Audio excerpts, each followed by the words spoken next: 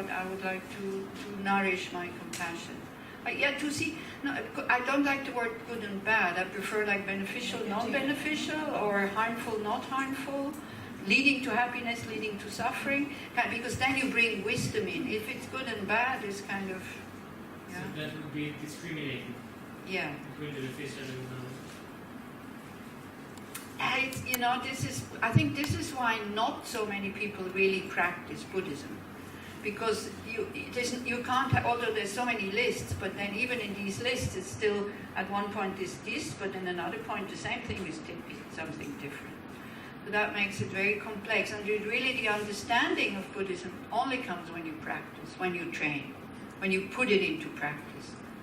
Yeah, then you start to see how complicated the mind is, how complicated it is to understand the mind.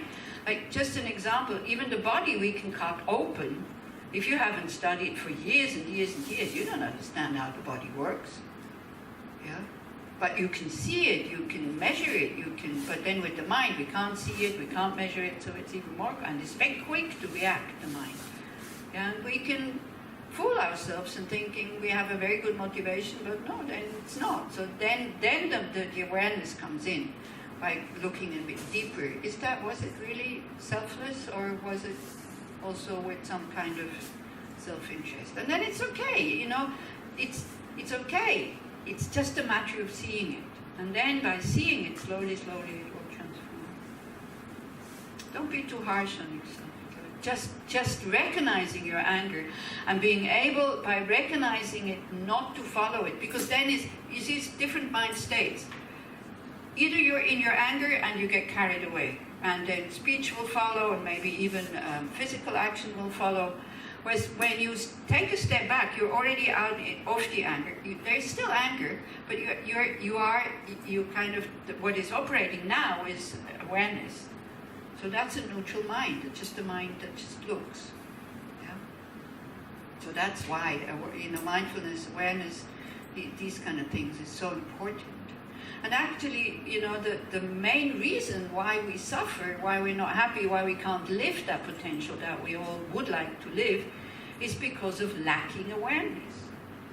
Because we don't see things that are impermanent as impermanent.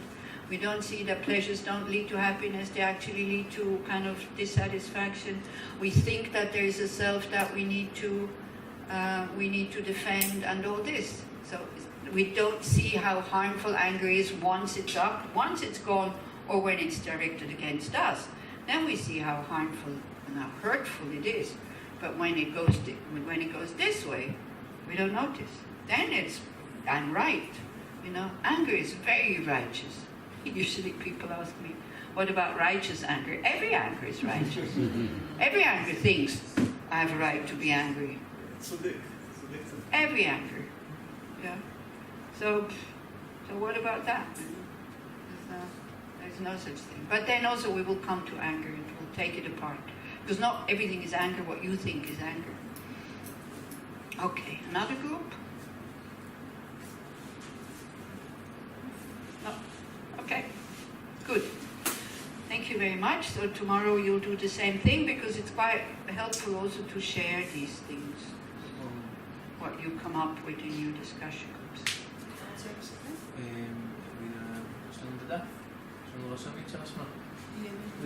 We also wrote something. Okay, so who wants to read it? Who wants to say? Sarit wrote a few things if you like. Would you like to say? You can read it in Hebrew if you want. Somebody will translate it for me.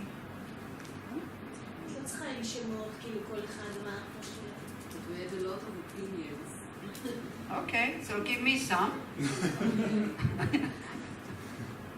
Please, I'd be very happy to hear. The first one was a combination. A meaningful life is a combination between the abilities a person has, together with his deepest desires of his heart, that manifest a person and helps him manifest himself in this world. Like, but desire can be also spiritual. Yeah, so again, be careful when you use the word desire. It's not everything you want in Buddhist terms is desire. Yeah. It can be aspiration. Aspiration. If it leads to happiness, we call it aspiration. If it leads to suffering, we call it desire. That's kind of the mathematics of Buddhist vocabulary. We also talked about listening to the heart Mm-hmm. and to the soul. What's the soul is saying? What's the meaning of the Mm-hmm. and the purpose of the soul? Yeah.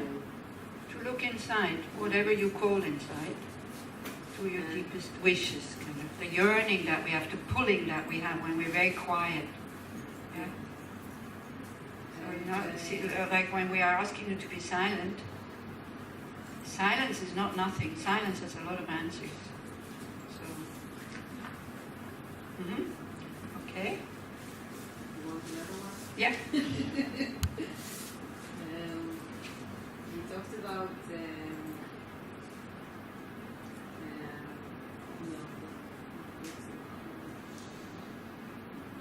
Multiplying, increasing. increasing happiness and joy in the world. Mhm. That happiness can be also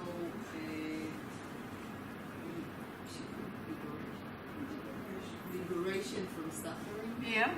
but it can also be like studying something Yeah. and learning. Go deepening into something that make you feel the meaning. Yeah. Yeah. The So this, existence. yeah, nice. So this again is a very personal kind of thing when you talk about studying what? Because the Dalai Lama was in Germany and in Switzerland just now, and I don't know if anybody watched it, because one was Happiness and Responsibility in Darmstadt in Germany. The title was Happiness and Responsibility. So there was a cosmologist, somebody who is studying the universe. And he was, in my eyes, he was very brave to ask that question before, an audience of many hundreds of people. Because he said, what I'm doing, very few people are doing that, but it brings a lot of happiness for the individuals who are doing that. But you think it is responsible and useful to study cosmology? It's very brave of a scientist to ask questions like this.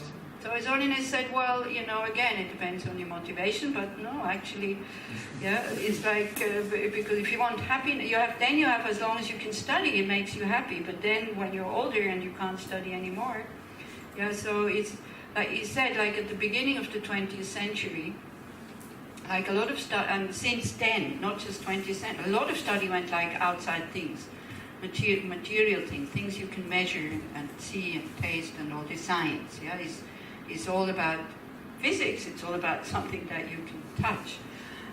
But then also, towards the end of the 20th century, slowly also science is looking at things like what is the mind, is it just the brain, or is it non-matter, and all these kinds of things. And especially, well, he always says, it's like an education about how to be happy, that would be, and happy is not such a good word for those things. To be joyful, you mentioned joy. Lightness, a joy, like openness, balance, these kind of things. Happiness is, can be happy when your enemy is suffering a lot.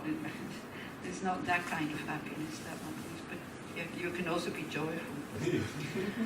It's difficult sometimes to put it into words. This is where mindfulness comes in, awareness, where you start to feel these things, and then it's not just a knowing about, but then you know. So for everybody needs to, that is really a need. You need to sit down and think, what does make my life meaningful? Because what makes my life meaningful doesn't mean it makes your life meaningful. Like, for example, both my parents were born very poor. Yeah, even though the Swiss people were poor also. They were born before the Second World War. So of course Switzerland, compared to others, did not suffer much, but it was also not as it is now. So their motivation was, my dad was earning a lot of money and my mom was spending it. using it. So my father, he was happy with earning it. He didn't need to use it. My mother was very happy using it. So both of them died very peacefully, because this is why we'll come to that this afternoon. This is why this question is so important. Is like, how can I die peacefully when when I have to go, so that I can say, okay, I did a life well lived, so that we can die without regret. This is very important. And these questions, you have to address them now. Because at the time of death, it's too late, and it's just a lot of regret. Yeah. My dad said, this is what I wanted to accomplish. I did it, and he died. He was 85, 5 days in hospital. And then, no, 1 day, sorry, my dad was 1 day. He phoned the taxi, he went to hospital, he didn't wake up next morning, 85, and until then he lived alone. And my mom, she kind of couldn't, the pleasure had gone. Like she couldn't have all these pleasures anymore, because the senses start to not work so well anymore. And she also had kind of half a stroke, where she couldn't function so well anymore. And she said, life is no more fun. And then she was in hospital 5 days, and then she died. Also at 85, like in the distance of 2 years. So they didn't do it spiritual practices, but they achieved what they wanted in life. My mom, a lot of fun. And my dad, it was enough to be very materialistic, it was enough to earn money. So you have to find out what is meaningful for you, so that at the end of your life you can say, okay, well done, I'm going, bye. Because it's important that we die peacefully, okay? Then that becomes very important. And also one of the questions was, but that was in Heidelberg, somebody said, happiness comes from, because now it's a lot of talk about happiness all of a sudden, in these conferences with these scientists. They say, well, happiness comes when you are productive and you're creative and you have meaning in your life, but then what do we do with all these old people who don't die and now are depressed because they're not productive and are not creative anymore? So what does it mean? It means we have to find now ways and means to still be happy when we're useless. If you can only find happiness when you are active and helping others and wonderful, and everybody says how you were such a wonderful person, as you get older, you won't be able to do that anymore. Also when you're very sick. Yeah, so now is the time to find ways and means to find a refuge where the mind can go, even the body is sick or we're on the deathbed or whatever. Now is the time to find that thing. So when we talked about refuge one point and about dying, one person said, oh, my refuge is dancing. When I feel bad, I go dancing. I said, yes, very nice now. But what about at the time of death? Will you still be able to dance? It's questionable. Yeah? So now is the time to find something where we can put the mind without needing anything outside, so that we calm down. Because at the time of death, we might be too confused and too much panicking to find it. You have to become familiar with that object. Okay? This is why we talk so much about death. So if you go to your booklet again, page 12. So we covered 2 verses already. So now it should be a bit more clear. On the other booklet, the Lamrim booklet, page 12. The foundation of all good qualities is the kind and venerable Guru. Correct devotion to him is the root of the path. By clearly seeing this and applying great effort, please bless me to rely upon him or her with great respect. So we talked about the importance of a guide. Yeah? When you want to attain enlightenment, after you know what enlightenment is, you know what hardships you have to take upon yourself, you know what you have to give up, then it's good to find a guru who inspires you, especially for the inspiring, because it's usually human gurus, human beings, that show, in the face of difficulties, how calm they are, how still this compassion. Like the Tibetans, they have lost their country. Yeah, still, the older ones who have practiced all these in the monasteries before the Chinese army invaded them, now they're away from the prison. They're maybe, scattered around the world, or they are No, they're in India and Switzerland, have rebuilt the monasteries as best as they could. So they don't suffer from hate against the Chinese. They would like to go back to Tibet. They keep their customs up. It's always very touching to see. Because now His Holiness was just in Europe, yeah? The Dalai Lama. I know that some people get upset when I call him His Holiness, but it's such a habit. So the Dalai Lama was just in Europe, and then he always tries to meet the Tibetans, and you see these young Tibetans still in their traditional costumes, doing the dances, and I've been so happy to see him and all this. So please also, if he comes to the West and there's Tibetans, please let them go to the front. Don't you go kind of, he's their leader. And they rely upon him very much, yeah? So, out of respect for them, then let them go to the front, yeah. We had similar experience when Lingenbuchi was here, and the Tibetan community came to see him with the traditional customs and everything. Very excited. Yeah, it's how they upkeep their, and they come very joyfully also, and to see their leader or the Rinpoches and whatever. So it's very nice. Okay, so we need these living beings as inspiration. It's the root of the path, because otherwise we don't have enough confidence to do it. Then understanding that the precious freedom of this rebirth is found only once.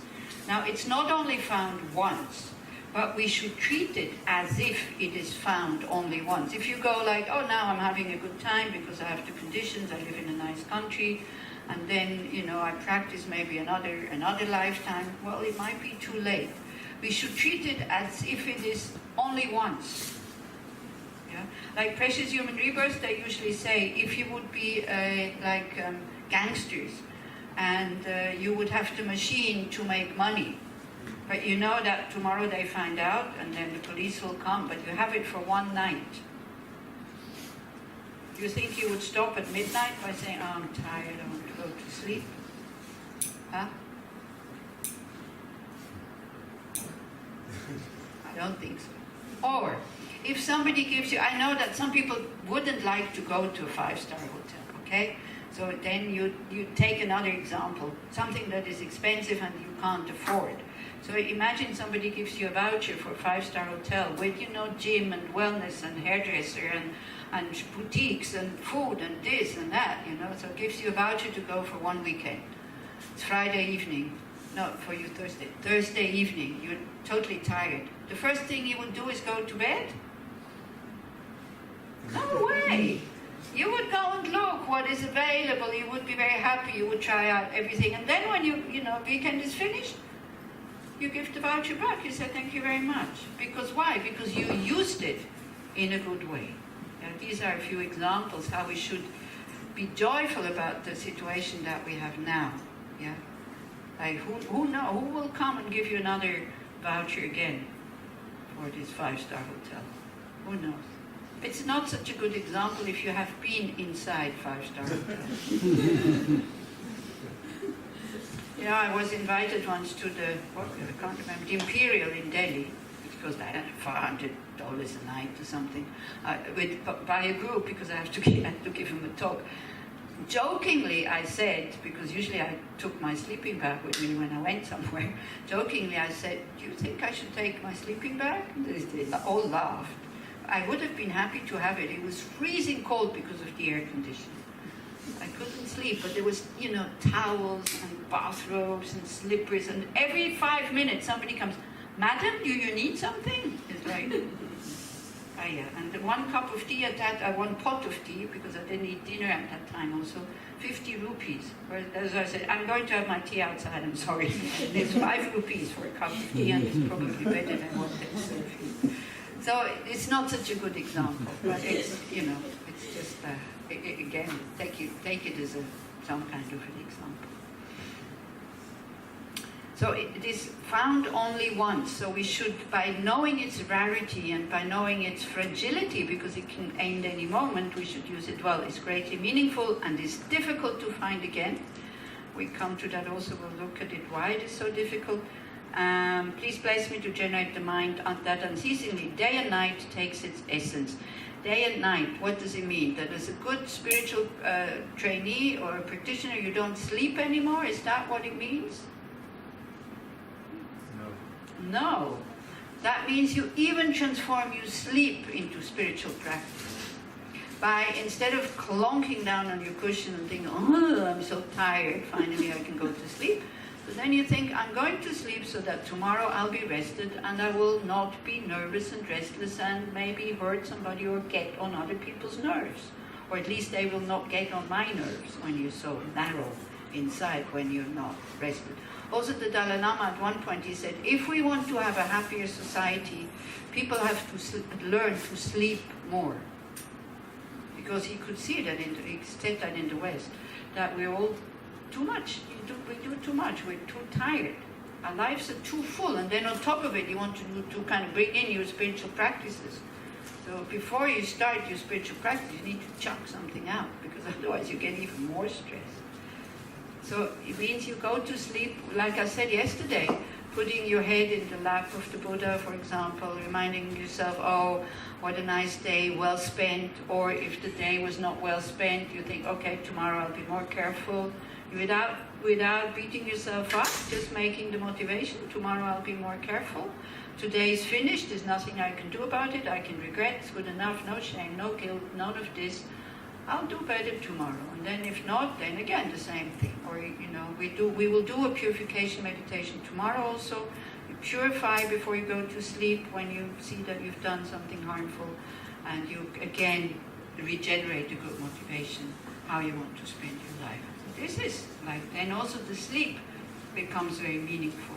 If you go to sleep with the thought, may I recognize my dreams as dreams, you will train the mind to be able to, I always forget to say it, I only say it when I have to say it in front of you guys, but I also forget to do it in the evening.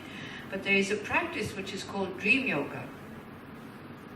That means you can sleep as much as you want, but the practice is to see the power of the mind to create a reality that is not there.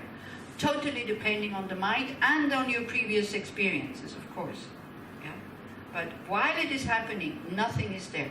And then you take that experience into your daily life by saying, I think I am awake, but what is appearing now, this is just appearing to my mind like this. It doesn't mean that it exists the way it is. Yeah? To take that example of that in the dream, everything is produced by the mind, to take that into daily life. So then it becomes much more lighter, the whole thing. This is then your sleep becomes very meaningful. Or to dissolve into emptiness, and in the morning you rise out of the clear light. They say you rise as a ruka, like a fish, kind of jumps out of the water when you wake up. Remembering your bodhicitta motivation and so on. May my life be meaningful. Or just the thought, may I never be separated from the two bodhicittas. And you repeat that thought a few times. Yeah? Now there's this app where people have bells, so it kind of reminds them to come to the present. But then what? You're in the present, you're on the toilet, and you go making caca. It is not such a big deal. That's not the kind of mindfulness you want to develop. The mindfulness, what you want to do with your life. The mindfulness to be an ethical person. Yeah? So like that.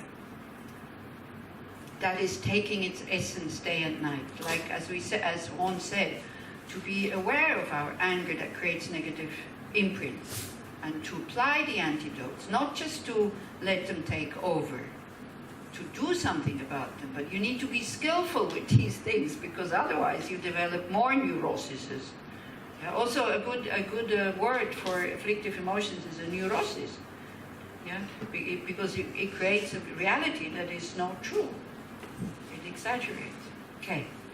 This life is as impermanent as a water bubble. Remember how quickly it decays and death comes. After death, just like a shadow follows the body, the results of black and white karma follow.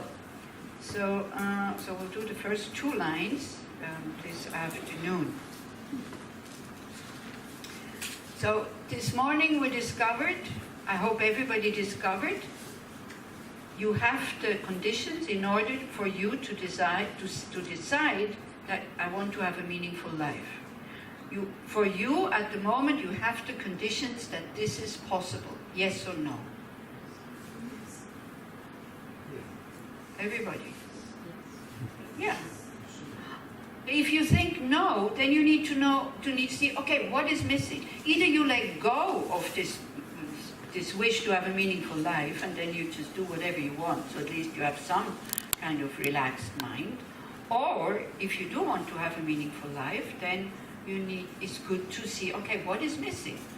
And then if you can get it, then get it. If you can't get it, then let it go. But I think this list of the 10, every time I look at this list, it's so comprehensive. Everything is there.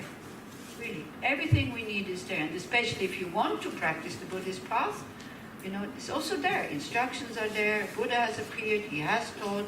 There's still Sangha around you who is kind of practicing the whole thing. It's wonderful. This path to enlightenment, you can still practice it. Yeah, we were, you're going back to 4. Page 4, exactly.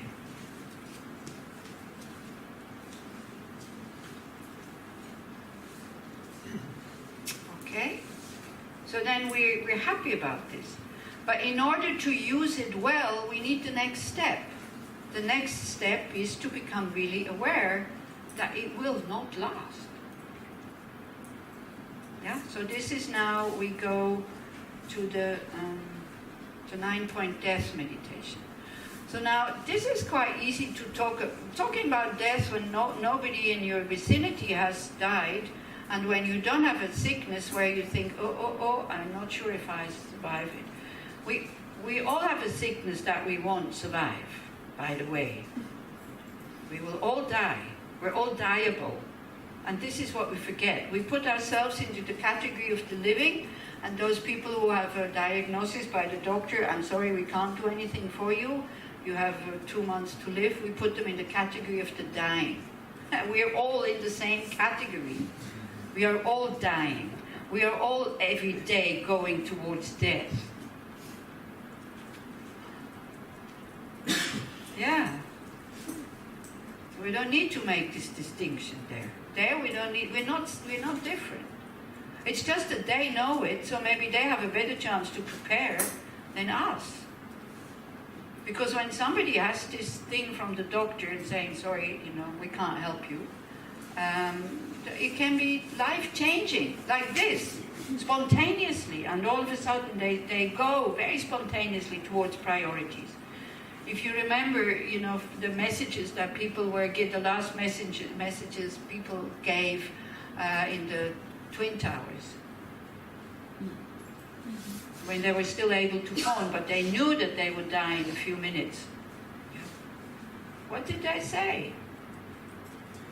You can start crying if you want, because it's really sad and touching. What did they say? You still owe me $20. Give it to my wife. Then you hurt me. I can't forgive you. What did they say? I love you.